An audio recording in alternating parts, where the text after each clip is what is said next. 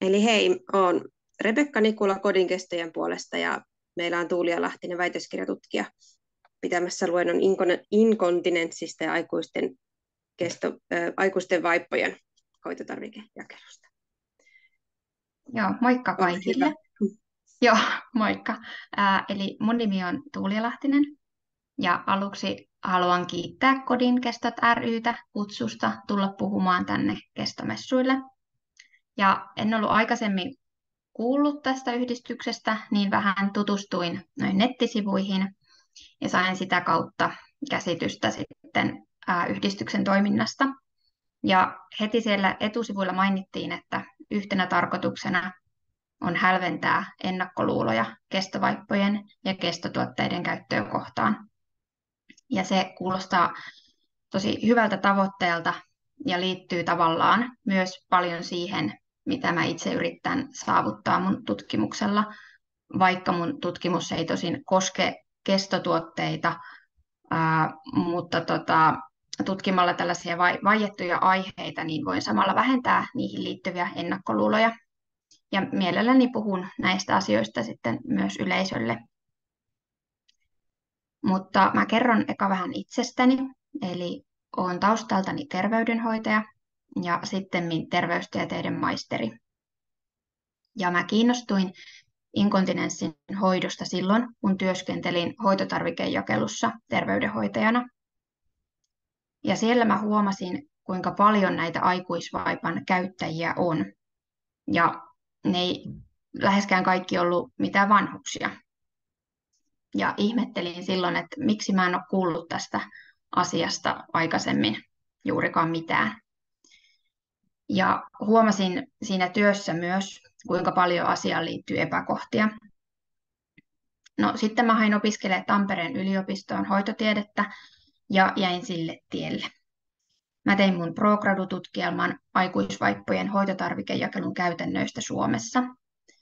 Ja tämä gradu oli osa Tiina Vaittisen vaippahanketta.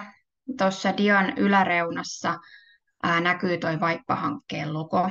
Eli hankkeen virallinen nimi on Hoivan kestävä tulevaisuus, aikuisille suunnattujen vaippojen globaalipoliittinen talous. Ja se toimii Tampereen yliopistossa. Ja sitä rahoittaa Suomen Akatemia ja Koneen säätiö.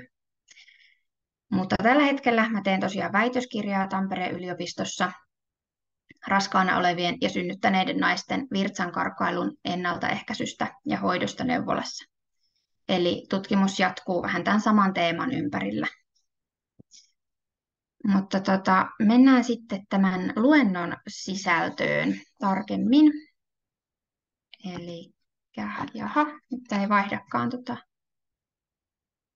diaa.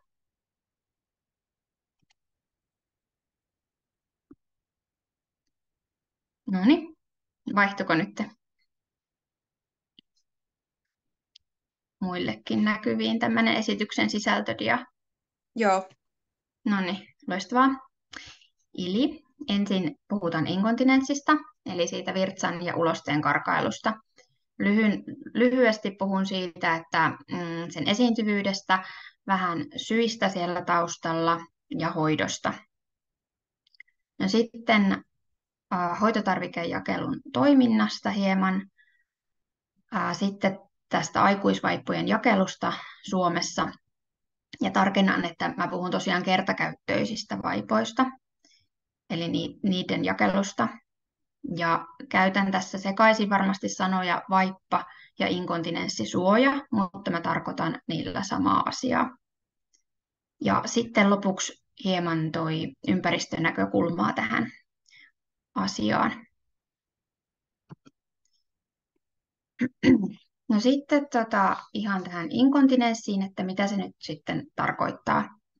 Eli se on sekä virtsan että ulosteen tahatonta karkailua.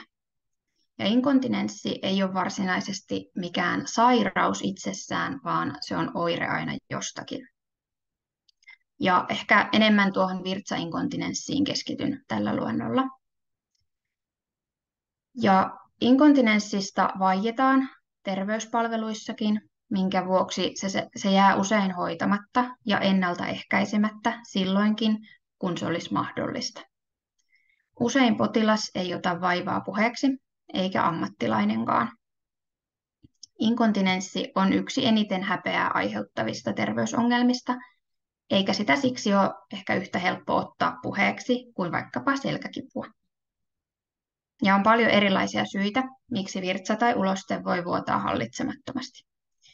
Ja se ei ole edes mitenkään hirveän harvinaista, kuten tuosta diasta näette. Ja on todella ikävää, jos se häpeä estää asian puheeksi ottamisen terveydenhuollossa.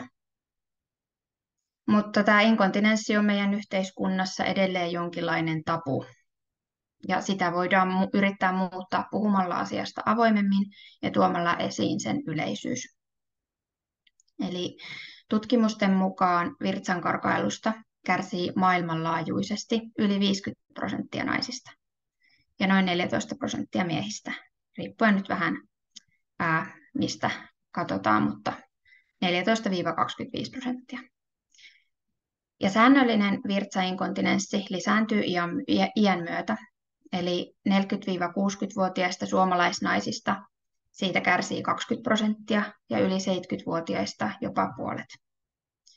Ja yli 70-vuotiaista miehistä näitä häiriöitä esiintyy noin 25%.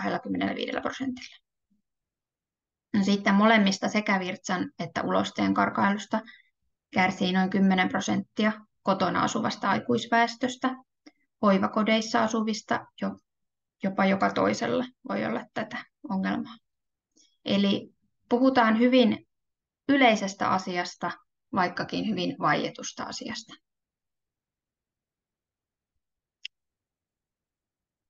No sitten vähän niihin syihin, mitä siellä taustalla voi olla. Eli naisilla tämä virtsankarkailu voi johtua esimerkiksi virtsaputkea ympäröivien tukirakenteiden tai virtsaputken sulkijamekanismin heikkoudesta. Ne lantionpohjan lihakset toimii tukena virtsarakolle, peräsuolelle ja emättimelle. Ja supistuessa lantiopohjan lihakset tukee virtsaputken ja peräaukon sulkeutumista, estäen sen virtsan tai ulosteen karkaamisen. Ja jos se lihaksisto on heikko, niin virtsaputki ei välttämättä sulkeudu kunnolla ja tällöin virtsa voi karata. No sitten siellä taustalla voi olla toistuvat virtsatietulehdukset, jotkut aiemmat gynekologiset tai virtsateiden leikkaukset, laskeumat, myös ylimääräinen paino aiheuttaa lisärasitusta lantion pohjalle. Myös tupakoinnilla se näyttää lisäävän virtsapakko-oireita ja tihentynyttä virtsaamistarvetta. Ja sitten tupakka sisältää lukuisia virtsarakkoa ärsyttäviä aineita, jotka altistaa sille virtsan karkailulle ja hankaloittaa jo olemassa olevaa karkailua. No sitten se voi johtua raskaudesta ja synnytyksestä. Sitten on erilaisia neurologisia sairauksia, estrogeenin puute vaihdevuosien jälkeen, mutta joskus se syy voi jäädä myös tuntemattomaksi. No sitten nuorilla ja keski-ikäisillä miehillä ne virtsanpidätyksen häiriöt on harvinaisia ja liittyy usein johonkin poikkeuksellisiin rakenteen tai hermotuksen häiriöihin sekä vammoihin ja vammautumisiin. No ikääntyessä ne pidätyskyvyn häiriöt lisääntyy ja niihinkin on useita tekijöitä, mistä voi johtua. Osa johtuu ihan ikääntymisestä, jolloin virtsaa erittyy enemmän, mutta virtsarakko saattaa kutistua ja virtsaputken sulkijalihas heikentyä.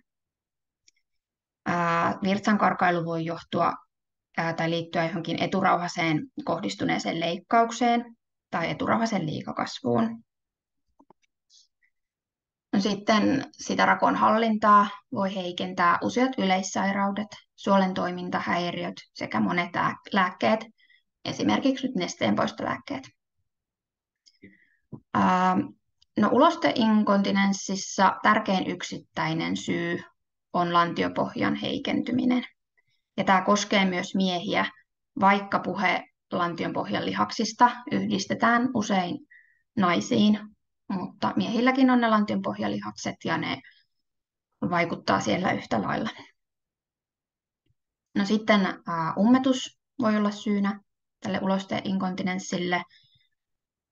Eli siihen voi liittyä sellainen, että se kova uloste on siellä ja sitten sen sivuitse valuu sitä ulostetta, jolloin sitä kutsutaan ylivuotoripuliksi. Ripuli on myös yksi syy. Ja sitten ihan peräaukon lihaksen heikkeneminen. Eli tässä oli nyt tällaisia yleisimpiä syitä. Toki tähänkin liittyy sitten nämä pitkäaikaissairaudet, synnytykset tai leikkauksen yhteydessä vaurioitunut peräaukon sulkijalihas. Eli kuten huomataan, niin virtsan ja ulosteen karkailu voi johtua hyvin monesta eri syystä tai näiden syiden yhdistelmistä. Eli ei ole aina ihan helppo sanoa, että mistä tämä oire nyt johtuu.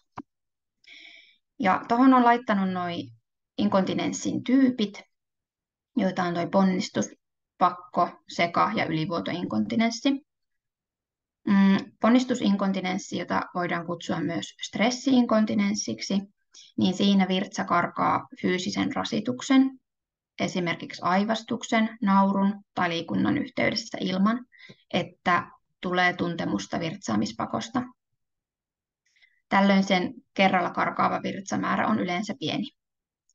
No, pakkoinkontinenssin taustalla on krooninen rakkoärsytys, jolloin virtsan karkaamista edeltää pakonomainen virtsaamistarve. Ja silloin sitä virtsaa voi karata kerralla runsaasti. No, sekainkontinenssilla tarkoitetaan edellä mainittujen yhdistelmää, ja ylivuotoinkontinenssissa virtsan karkaaminen liittyy virtsarakon akuuttiin tai krooniseen tyhjenemishäiriöön. No, miehillä yleisin ongelma on se pakkoinkontinenssi, jolloin virtsaa karkaa äkillisen virtsaamispakon yhteydessä. Ja tämän taustalla on useimmiten eturauhasen liikakasvu. Se vaikeuttaa sitä virtsan tuloa, ja rakon täytyttyä voi syntyä ylivuotovirtsan karkailua, kun virtsaa ei enää pysty pidättämään. Ja ongelma voi pahentaa yliaktiivisen rakon oireyhtymä, johon liittyy myös tihentynyt virtsaamistarve ja virtsapakko ilman sitä virtsan karkailua. Ja mä halusin puhua sen takia vähän näistä eri tyypeistä, jotta te näette, että sitä virtsan karkailua on tosiaan eri tyyppiä ja niihin kaikkiin on erilaisia hoitovaihtoehtoja. Ja kuten mä tuossa ihan alussa totesin, niin inkontinenssi on häpeää aiheuttava vaiva. Ja se voi vaikuttaa elämänlaatuun heikentävästi, ja sillä on todettu olevan yhteyttä masennukseen ja ahdistukseen. Se voi vaikeuttaa jokapäiväistä elämää ja hankaloittaa ihan esimerkiksi työssäkäyntiä. Esimerkiksi julkisissa vessoissa se vaipan vaihtaminen voi olla hankalaa. Sitten on tullut ihan palautetta siitä, että miesten julkisissa vessoissa harvemmin on esimerkiksi kannellista roskista, johon sen käytetyn vaipan voisi laittaa. Ja sitten se joutuu ottamaan johonkin reppuun mukaan, kun ei ole mitään paikkaa, mihin sen laittaisi. Tai matkalle lähtö voi olla vaikeaa, kun niitä vaippoja pitää pakata mukaan paljon. Se voi rajoittaa eri harrastuksiin osallistumista, kun ei haluta, että muut ihmiset huomaa sen vaipan. Ja se voi rajoittaa ihan sosiaalista elämää, saunailtoja, kyläreissuja. Ja nostin näitä arjen esimerkkejä ihan esille, jotta ne inkontinenssin laajat vaikutukset tulisivat esille.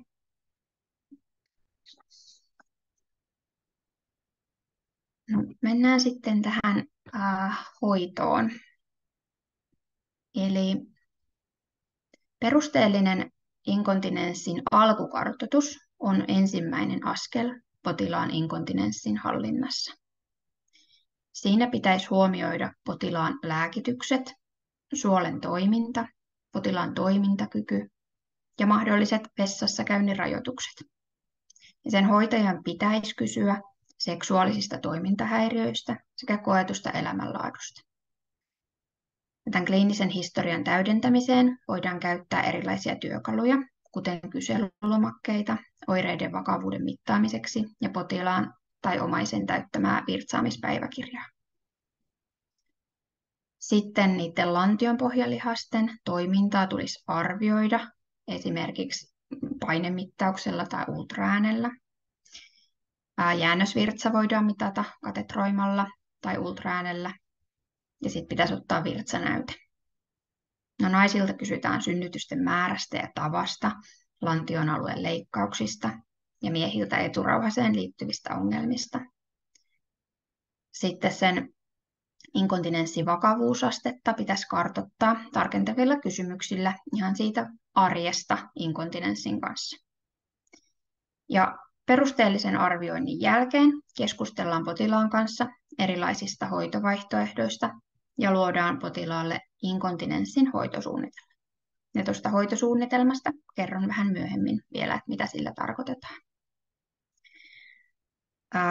Koska niitä syitäkin oli niin paljon, että mistä inkontinenssi voi johtua, niin tämän alkukartoituksenkin pitäisi olla juurikin näin tarkka, että katsotaan monesta eri näkökulmasta asiaa.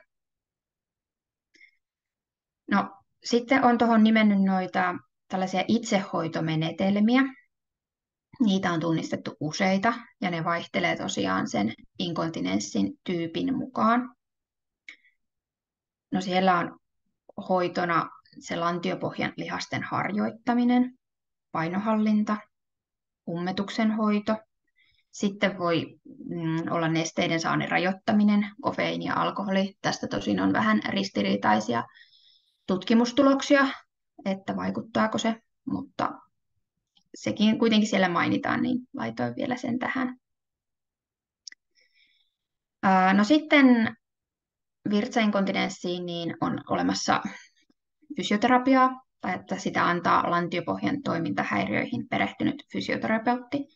Näitä tosin on meidän perusterveydenhuollossa Suomessa todella vähän, että enemmän nämä lantionpohjafyssarit on sitten siellä yksityisellä puolella. No sitten tuohon ulosteen karkailun hoidossa on olennaista se suolen toiminnan tasaaminen ruokavaliolla ja apteekista saatavilla lääkkeillä, esimerkiksi sen ummetuksen tai ripulin hoitoon tarkoitetut lääkkeet. Ja tässäkin se itsehoitomenetelmä on lantiopohjalihasten vahvistaminen. Ja mikäli sen ulosteen karkaamisen taustalla todetaan joku hoidettavissa oleva sairaus tai syy, niin sitten se hoito toki kohdistetaan sen mukaan.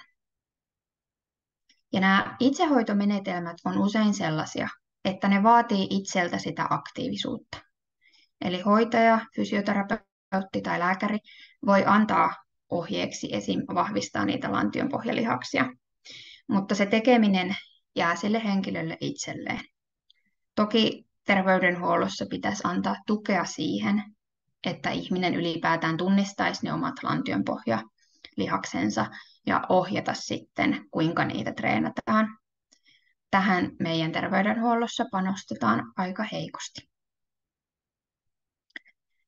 No sitten on olemassa näiden itsehoitomenetelmien lisäksi erilaisia leikkaushoitoja ja lääkehoitoja, joiden käyttökelpoisuus sitten riippuu kovasti siitä inkontinenssin syystä ja tyypistä, ja niihin en mene tässä tarkemmin. No, inkontinenssin hallinnassa se yleisin hoitotarvike on vaippa, josta pääsenkin sitten siihen hoitotarvikejakelun toimintaan Suomessa. Mä mainitsen pari muutakin tuotetta, jotka on vähemmän tunnettuja. Eli miehille on urinaalikondomi ja naisille on olemassa tämmöinen vaginaalitamponi. Ja tämä vaginaalitamponi voi sopia tämmöisen ponnistusvirtsan karkailun hoitoon. Eli se tukee virtsarakon kaulaa ja lantiopohjan lihaksia ja auttaa näin välttämään sitä virtsan karkailua. No sitten taas tämä urinaalikondomi, se on sellainen, joka laitetaan kuin kondomi ja sen kärjessä on letku, joka kiinnitetään virtsapussiin. Ja sen pussin voi puolestaan kiinnittää reiteen. Ja pussia tyhjennetään tarpeen mukaan sen päässä olevan hanan kautta. Eli halusin nämäkin mainita, koska harvemmin näistä on tietoa, niin hyvä tuoda nekin kuitenkin esiin, että on muitakin vaihtoehtoja kuin sitten vaippa. Mutta siirrytään sitten tähän hoitotarvikejakelun toimintaan Suomessa. Eli olen käyttänyt tässä lähteenä ihan sosiaali- ja terveysministeriön asetusta tästä. Eli tämä on ihan lakiin perustuva Ja sillä tarkoitetaan kunnan nykyisin sitten hyvinvointialueen järjestämää lakisääteistä palvelua, josta jaetaan maksutta pitkäaikaisen sairauden hoitoon tarkoitettuja hoitotarvikkeita, ja se on osa meidän perusterveydenhuoltoa. Hyvin toimiva hoitotarvikejakelu parantaa potilaan valmiuksia hoitaa itseään ja lisää potilaan sitoutumista hoitoon. Ja pitkäaikaissairaiden kotona selviytymisen tukeminen on tärkeää. Ja tämmöinen yksilöllinen ja tarpeenmukainen hoitotarvikejakelu tukee tätä tavoitetta. Ja tämä hoitotarvikejakelu ei ole pelkästään tarvikkeiden jakelua, vaan se edellyttää terveydenhuollon ammattihenkilön suorittamaa kokonaistilanteen arviointia. Ja siihen kuuluu yksilöllinen neuvonta ja sairaanhoidollinen ohjaus, ja se on osa potilaan hoitoa. Ja sen hoitotarvikkeiden jakelun tulee aina perustua siihen yksilölliseen tarpeeseen ja terveydenhuollon ammattihenkilön suorittamaan arviointiin ja seurantaan. Ja pääsääntönä tarvikkeiden saannissa on se yksilöllinen tarve, eikä kunta voi asettaa ehdottomia tarvikkeiden enimmäismääriä. Ja nämä vaipat kuuluu maksutta jaettaviin hoitotarvikkeisiin, kun pitkäaikainen, yleensä yli 3 kuukautta kestänyt inkontinenssi on keskivaikeaa tai vaikeaa. Eli jos on semmoista lievää virtsankarkailua ja riittää ihan ohuet suojat, niin silloin ne vaipat on omakustanteisia ja pitää ostaa itse.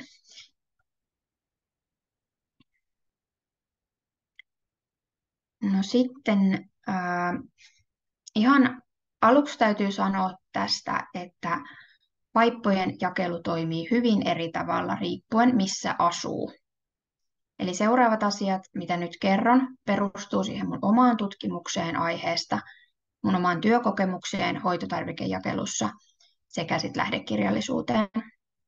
Se mun tutkimus ei kata joka ikistä Suomen kuntaa, eli jossain voidaan toimia eri tavalla. Mä nyt puhun kuitenkin siitä, miten sen hoitotarvikejakelun pitäisi toimia ja miten se toki monessa paikassa toimiikin. Eli miten niitä vaippoja sitten saa? Eli mä mainitsin aiemmin sen hoitosuunnitelman, niin kerron siitä vähän. Eli tämmöinen yksilöllinen inkontinenssin hoitosuunnitelma on osa laadukasta hoitoa.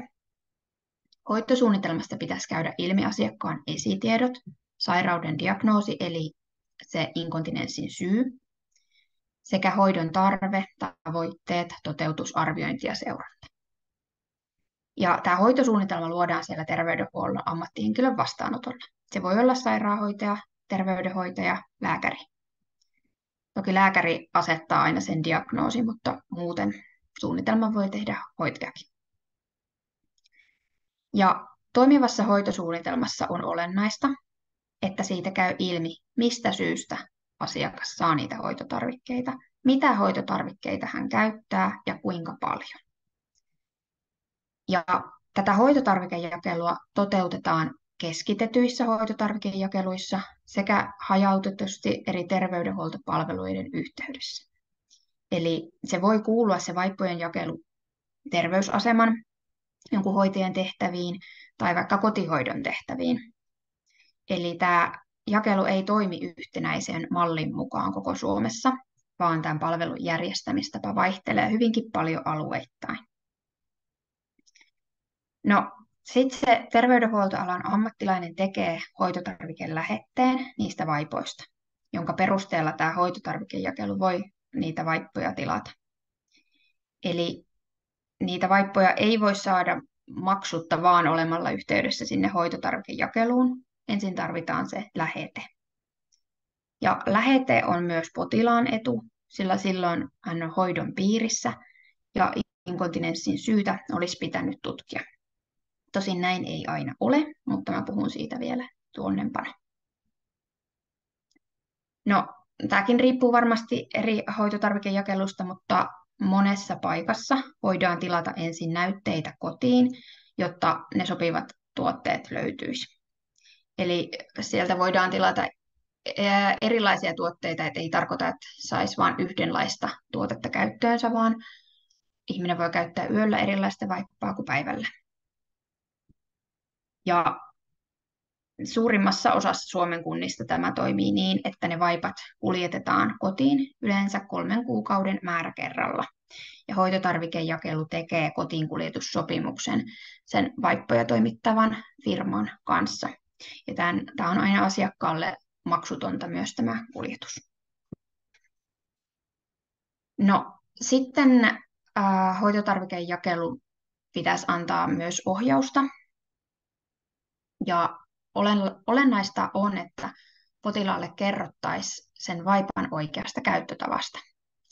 Esimerkiksi näitä nykyvaippoja ei ole suunniteltu käytettäväksi niin, että laitettaisiin vaikka 2 vaippaa päällekkäin, sillä se estää sen vaipan optimaalisen toiminnan, se lisää tulehdusriskiä, eikä se ole taloudellisesti tai ekologisesti järkevää. Eli sieltä valikoimasta pitäisi löytää sellainen tuote, että se toimii siellä omassa arjessa ja sitä on helppo käyttää. Ja niitä vaippoja voi saada hyvin erilaisia. Eli siellä on ihan sellaisia tippasuoja, siteenmallisia, ei ihan niitä pieniä, koska ne on siihen lievään karkailuun. Sitten on housumallista vaippaa, teippivaippaa ja vyövaippaa. Ja näitä kaikkia on eri kokoisia ja eri imukyvyllä varustettuja. Eli se valikoima on usein todella laaja, niin jos siitä asiakkaasta tuntuu, että se tuote, mitä nyt käyttää, ei ole hyvä, niin sitten kannattaa rohkeasti pyytää kokeiluun erilaisia vaihtoehtoja. Ja usein valitaan varmuuden vuoksi liian imukykyinen tuote, ja tätä siis tekee ihan terveydenhuoltoalan ammattilaisetkin, esimerkiksi hoivakodeissa. Se ongelma on siinä, että se on tietysti kalliimpi, se tuottaa enemmän jätettä, koska siihen on käytetty enemmän raaka-aineita. Sitten se paksumpi vaippa voi myös tuntua epämukavammalta kuin ohut tuote. Ja nämä ohuetkin tuotteet, joita maksutta myönnetään, niin ne on hyvin imukykyisiä. Eli usein siellä käytetään aivan turhaan sitten todella imukykyistä tuotetta. Ja joskus voi olla vaikea löytää sitä sopivaa tuotetta, koska kaikki ihmiset on eri mallisia, eri kokoisia, eikä se tuote välttämättä istu. Niin nämä ongelmat kannattaa ottaa puheeksi esimerkiksi hoitotarvikejakelussa, sillä monessa paikassa siellä työskentelee ihan alan ammattilaisia, jotka osaa antaa erilaisia tuotteita sieltä kokeiluun ja antaa sitä ohjausta ja neuvontaa.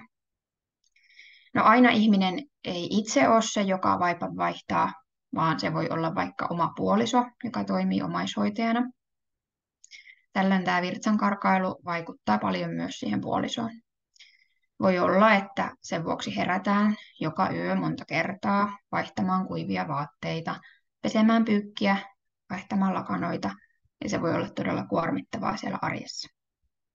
Eli sitä ohjausta ja tukea olisi tärkeää saada myös sen, joka siellä huolehtii niistä asioista. Mutta usein omaisen ja tietysti tämän asiakkaan jaksamista voidaan parantaa esimerkiksi just sillä sopivalla tuotteella, sellaisella, joka on helppo pukea toiselle, joka istuu hyvin, josta ei tule niitä ohivuotoja sitten. No, sitten ohjausta pitäisi vielä antaa hoitotarvikkeiden hankinnasta ja käytöstä, ihan asianmukaisesta nesteytyksestä, hygienian ja ihonhoidosta. Eli inkontinenssiin liittyy erilaiset iho-ongelmat, kuten ihon rikkoontuminen ja ihottuma. Eli tämä ihonhoito liittyy myös oleellisesti inkontinenssin hoitoon. Ihon säännöllinen puhdistaminen ja suoja-aineiden käyttö voi ehkäistä ja hoitaa iho-ongelmia. Ja myös se sopiva vaippa ehkäisee niitä iho-ongelmia sekä painehaavoja, joihin inkontinenssista kärsivillä on huomattava riski. No sitten vähän noista eriarvoisuuksista vielä aikuisvaippojen hoitotarvikejakelussa. Mä tein siis semmoisen kyselytutkimuksen Suomen hoitotarvikejakeluihin ennen hyvinvointialueuudistusta ja kysyin aikuisvaippojen hoitotarvikejakelusta sitä tekeviltä ammattilaisilta. Ja kuten jo aiemmin sanoin, kuntien välillä on erilaisia käytäntöjä, mutta joskus jopa kuntien sisällä, mikä tuo hoitoon epätasa-arvoisuutta sekä epätasalaatuisuutta eri puolilla Suomea. Mun tutkimuksessa kävi sellainen ilmi, että kaikissa kunnissa sitä hoitotarvikejakelua ei tee terveydenhuoltoalan ammattilainen, vaan esimerkiksi varastotyöntekijä tai sihteeri. Ja sosiaali- ja terveysministeriön ohjeen mukaan hoitotarvikejakelu on osa potilaan hoitoa ja sen tulee sisältää sairaanhoidollista ohjausta ja yksilöllistä neuvontaa. Ja jos tämä hoitotarvikejakelua tekevä henkilö ei ole saanut koulutusta inkontinenssista ja inkontinenssisuojista, niin tämä ohjaus ei välttämättä toteudu. Ja sitten tosiaan kuntien sisällä saattoi olla erilaisia käytäntöjä. Esimerkiksi se vaippojen lukumäärä vuorokautta kohden vaihteli jossain kunnissa riippuen siitä työntekijästä. Eli yleensä hoitotarvikejakelussa on määritelty se vaippojen kappalemäärä, jonka voi saada vuorokaudessa.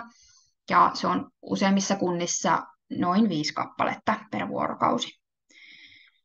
Mutta tämä tosiaan saattoi vaihdella riippuen siitä työntekijästä.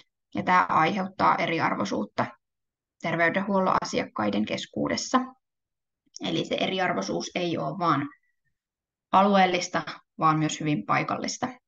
Ja näin tämä asia ei tietenkään saisi missään nimessä olla, sillä terveydenhuollossa on tavoitteena, että potilaiden hoito ei vaihtele työntekijästä tai hoitopaikasta riippuen. Tuloksista ilmeni, että näissä vaippalähetteiden sisällöissä oli merkittäviä puutteita, eli niistä puuttuu usein esimerkiksi se hoidon syy, inkontinenssin vaikeusaste ja tarkat tiedot siitä tuotteesta. Ja tämä taas viittaa siihen, että tämän inkontinenssin hoitoon liittyy tietämättömyyttä meidän terveydenhuoltopalveluissa. Tähän pitäisi puuttua lisäämällä inkontinenssikoulutusta ihan lähihoitajille, sairaanhoitajille, terveydenhoitajille, lääkäreille. Ja kuntien pitäisi tarjota työpaikkakoulutusta tästä aiheesta. Ihan kansainvälisen tutkimuksenkin mukaan terveydenhuoltoalan ammattilaisten koulutus sisältää yleensä vain vähän inkontinenssihallintaa koskevaa koulutusta. Ja tuon mun oman tutkimuksen mukaan vaippojen jakelu ei aina perustunut tosiaan siihen yksilölliseen inkontinenssin hoitosuunnitelmaan, sillä sitä ei ollut läheskään aina tehty asiakkaille. Eli tämä hoitosuunnitelman puuttuminen viittaa siihen, että asiakkaat eivät välttämättä aina saa heidän tarpeisiinsa sopivia vaippoja, eikä se seuranta toteudu asianmukaisesti. Ja mikäli näitä hoitovaihtoehtoja ei kartoiteta perusteellisesti, voi käydä niin, että parannettavissa olevaa inkontinenssia hoidetaan pelkällä vaippalähetteellä, mikä ei ole kestävää taloudellisesti, ekologisesti eikä asiakkaan elämänlaadun kannalta. Eli kirjoitetaan vain lähete vaippoihin ilman, että selvitetään, voisiko sitä virtsankarkailua hoitaa. No, sitten se vaipan sopivuus pitäisi arvioida säännöllisesti ja vaihtaa tuote toiseen tarpeen mukaan. Ja tuosta puhuinkin vähän aikaisemmin, että matalalla kynnyksellä voisi olla yhteydessä sinne hoitotarvikejakeluun ja pyytää niitä vaihtoehtoja. Ja koska toi mun tutkimuksen kysely oli suunnattu näille hoitotarvikejakelun työntekijöille, niin heillä toki oli tietämystä hoitotarvikejakelusta ja vaipoista. Mutta on kuitenkin ihan totta, että aina tästä hoitotarvikejakelusta palveluna ei edes tiedetä meidän terveyspalveluiden sisällä. Eli meidän terveydenhuoltoalan ammattilaiset ei tiedä, että tällainen palvelu on olemassa. Niin tällöin asiakas voi jäädä ilman näitä maksutta jättäviä vaippoja, koska se ammattilainen, jonka hän on puhunut, ei edes tiedä, että niitä voisi saada maksutta. Ja haluan sanoa vielä, että Suomessa on myös hyvin toimivia hoitotarvikejakeluja ja paljon osaamista, mutta se vaihtelu vaan on suurta alueellisesti.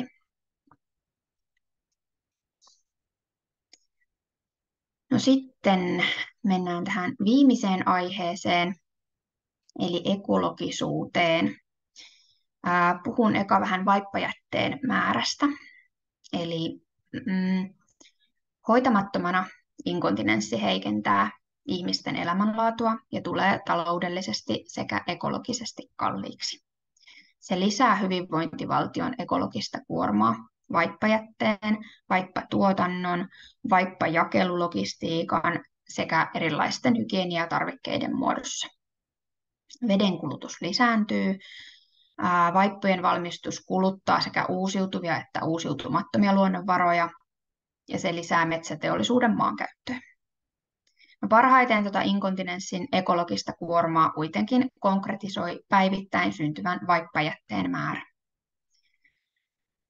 Suomessa aikuisten vaippoja käytetään asukaskohtaisesti laskettuna maailman 3. eniten, eli 1,3 kiloa asukasta kohti, kun esimerkiksi järjestelmältään vertailukelpoisessa Norjassa vastaava luku on 0,58 kiloa, eli melkein yli puolet vähemmän. Eli jotain täällä tehdään tai jätetään tekemättä eri tavalla, koska vaippoja kuluu niin paljon enemmän. Vaikka nuo käytetyt vaipat päätyy monessa muussa maassa edelleen virallisille tai laittomille kaatopaikoille, Suomessa vaipat hävitetään sekajätteen mukana polttolaitoksissa. Ja Suomessa nämä vaipat muodostaa noin 5% yhdyskuntajätteestä. Ja hyvin Mitä tapahtuu? Ai mitä? Mitä tapahtuu? Ei mitään, mä sählään täällä jotain. Anteeksi, jatka vain. Ei mitään.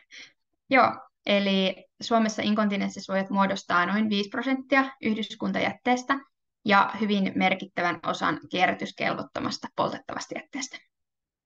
No sitten mietin tuossa, että miten sitä vaippajätettä sitten voitaisiin vähentää.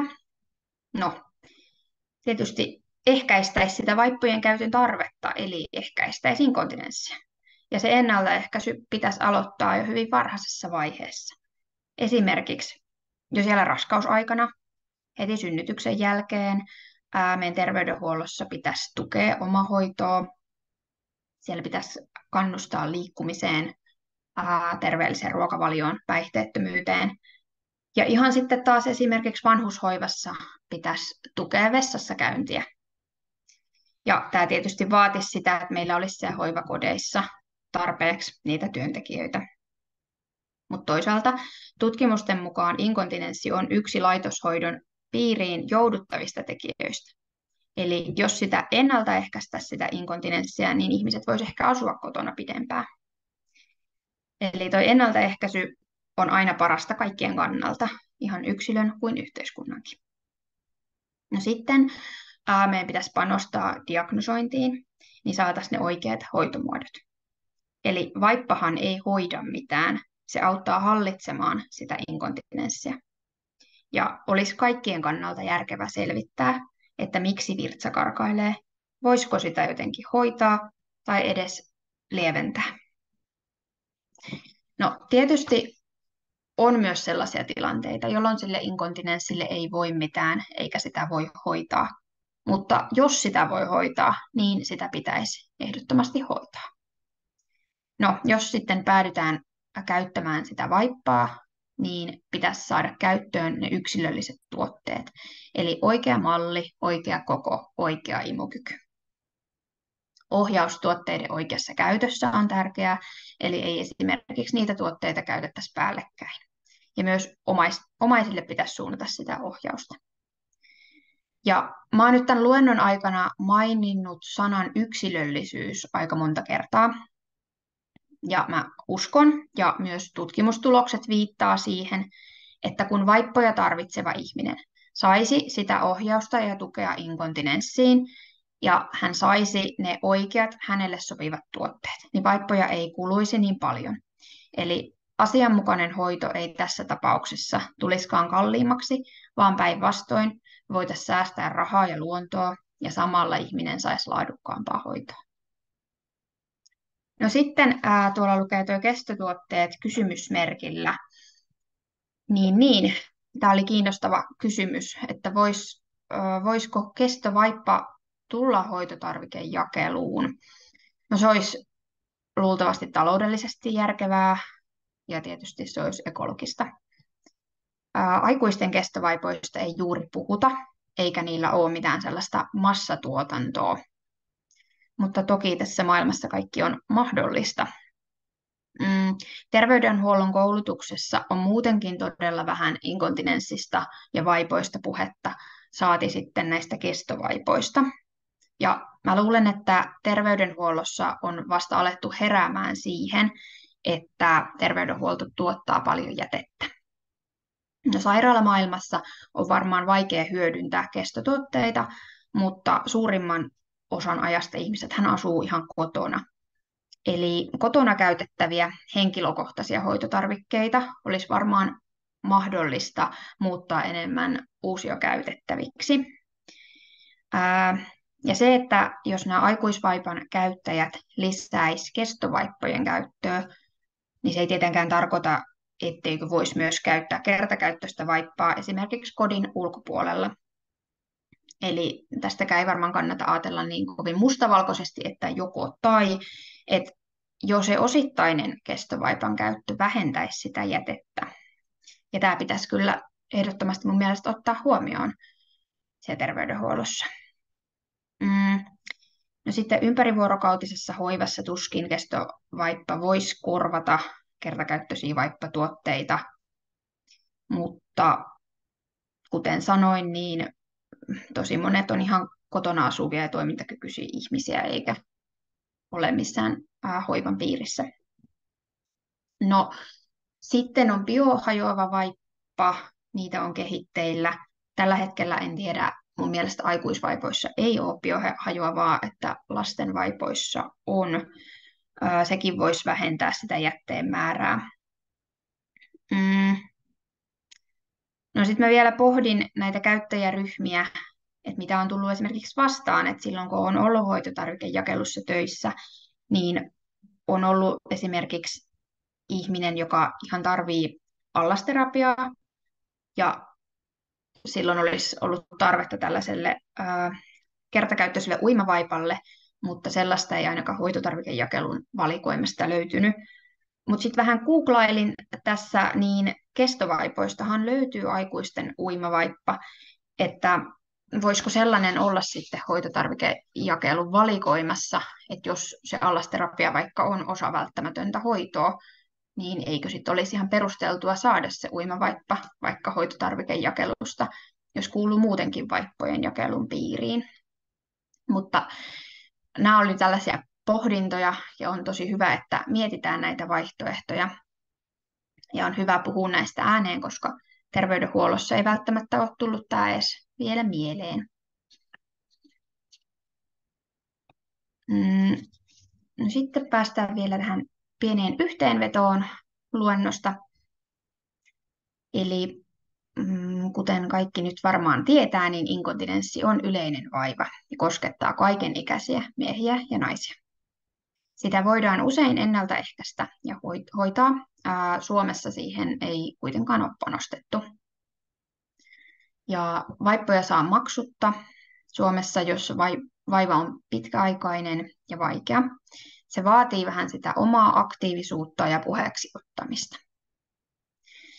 Ja tutkimuksessa on nyt selvinnyt, että vaippojen hoitotarvikejakelussa on eriarvoisuuksia alueesta riippuen. Esimerkiksi vaippojen määrien suhteen tai sen, kuinka paljon hoitotarvikejakelu antaa ohjausta. Ja vaipat on jätettä ja kuormittaa ympäristöä. Vaippoja voidaan vähentää ennaltaehkäisemällä inkontinenssia, diagnosoimalla ja hoitamalla oikealla tavalla, ottamalla käyttöön yksilöllisesti valitut tuotteet. Ja ehkäpä tulevaisuudessa myös niitä kestotuotteita lisäämällä. Tässä on vähän lähdeluetteloa, sitä ei ehkä en käy läpi tarkemmin. Ja haluan kiittää mielenkiinnosta ja varmaan nyt voidaan sammuttaa nauhoitus ja jos on jotain kysymyksiä, niin voidaan sitten käydä niitä läpi. Kiitos.